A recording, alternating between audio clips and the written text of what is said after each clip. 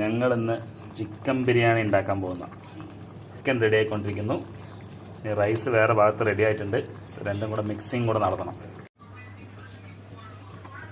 Okay, ചിക്കൻ്റെ മുകളിൽ നമ്മൾ ബിരിയാണി റൈസ്.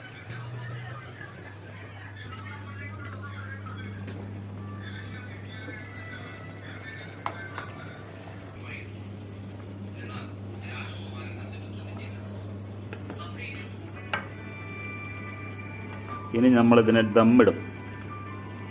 ഇത് അണ്ടിപ്പരിപ്പ്, മുന്തിരി, പിന്നെ ഉള്ളി വറുത്തത്.